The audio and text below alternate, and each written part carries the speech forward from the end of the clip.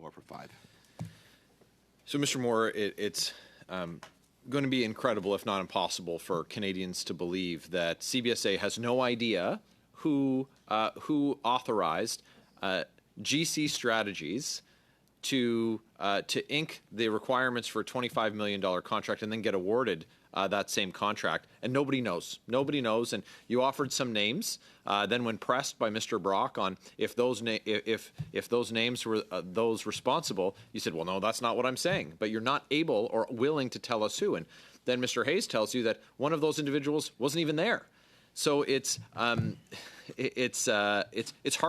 to believe. So, in any other business, in any other environment, there would be serious repercussions.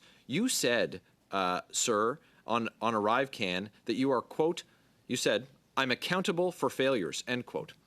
These are massive failures, the likes of which have not been seen in decades in this country. Have you offered to resign? No, I've not offered to resign because I'm actually very proud of what we've achieved over the last 6 years. That's shameful. There's nothing to be proud of in this. And I would, if I had time, I'd dig into the supposed cost savings. But the paper-based applications, those were human costs.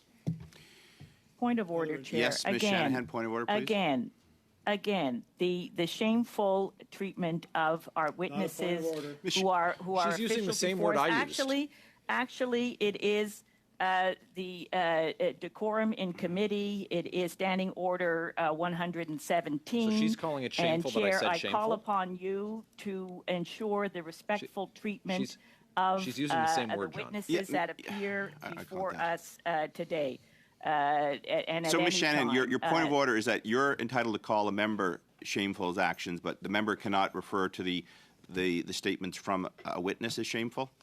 I am saying that the words that the member You used the same word, Brenda. With the witness, it's in questioning a witness is not appropriate. It is inappropriate to this committee. Your cover-up is inappropriate. Ms. Shanahan, a civil servant to call upon a civil servant to resign and then to say that is shameful. That is not worthy of this committee. We are here to ensure the accountability of civil servants, and we take that work very, Ms. Shanahan, okay. very Ms. Shanahan, first, you know it is my practice both to give members latitude to ask their questions and I think more unique for this committee to allow witnesses to respond fully, and I seldom cut them off because I think it is a benefit for this committee to hear answers.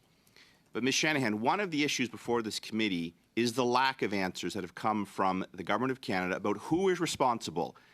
I am tired of hearing that we will fix it next time, when this is about the auditor's report, finding out what happened. You might not like the tone that Mr. Barrett is using, but it is entirely appropriate. And I suspect a good part of the country agrees. Now, don't bring me into this debate with these frivolous points of order on tone, particularly when you take issue with the word Mr. Barrett used and then use it yourself to describe his actions, thereby reinforcing the point it is accurate. Mr. Barrett, you have the floor. Chair? Is it a point of order, Ms. Khalid? Yes, Chair.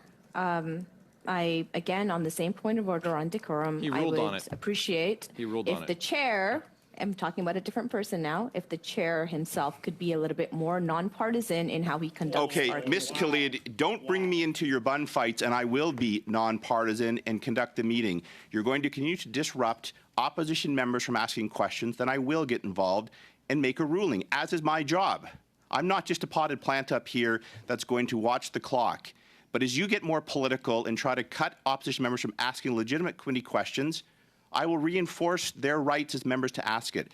Mr. Barrett, you have the floor for 3 minutes, 40 seconds, please.